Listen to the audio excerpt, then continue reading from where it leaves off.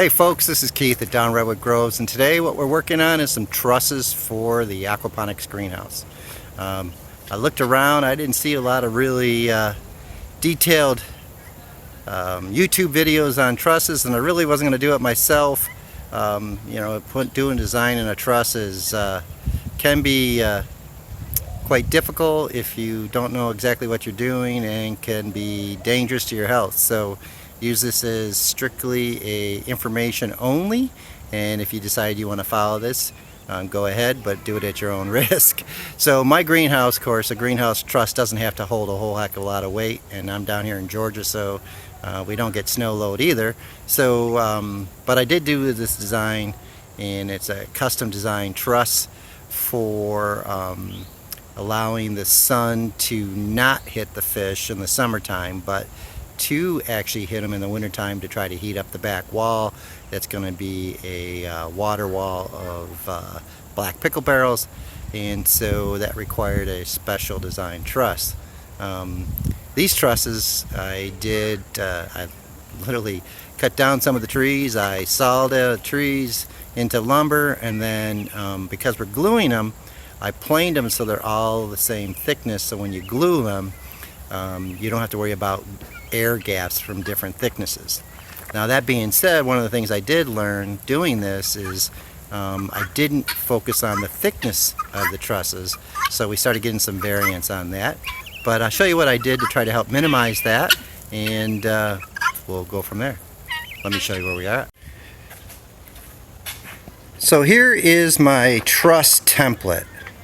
If you look at what I did, is I designed it, built one, and I screwed it together. I leaned it up so that it was suspended. It's 20 foot long. This side is 6 feet, and this side is 14 feet. So there'll be 14 foot of, I'm using Solex on this design, and this will be where for the vegetation sunlight. And what I did was, again, 2x4s, and I'm taking 1/2 inch plywood, and I take the joint and we'll glue it, and then I screw it together, 2 screws on each board, and the screws are really just to hold it so that the glue dries. Helps clamp it, get the glue, get a good bond. The screws are not really there to hold the structure.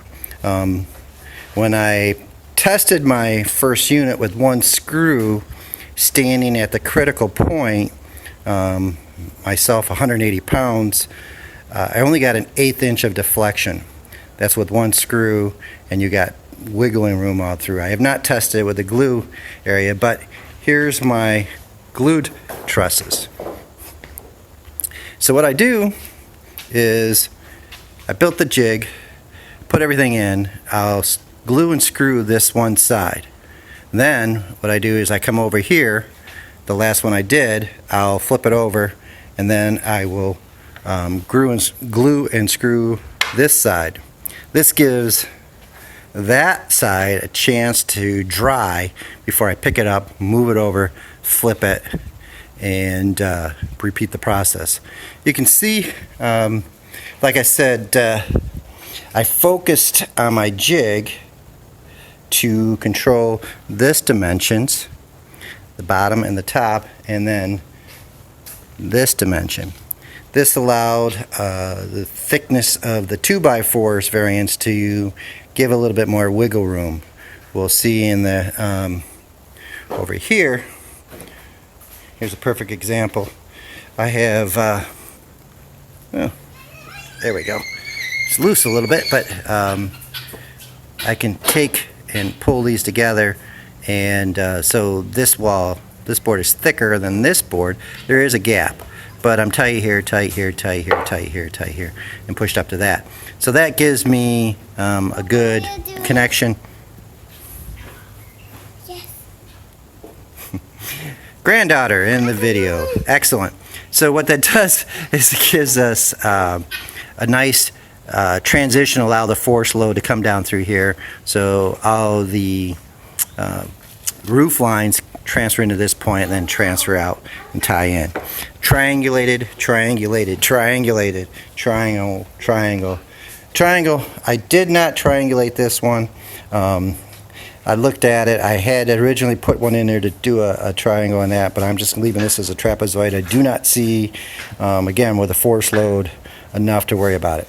So that's what it looks like, and that's how we're doing it. I will show you how we do it. Alright, one of the things I've been doing is I'll start at that end and I just glue down through, which kind of gets me to this end. Allow this end to be the variance, if you will. And so what I take is I'll take this 3-inch screw and I'll clamp it. I clamp it, as you can see here. I'll screw it in and hold this together, and then I'll glue this piece on. So that's what we're going to do now, and then this one side will be done.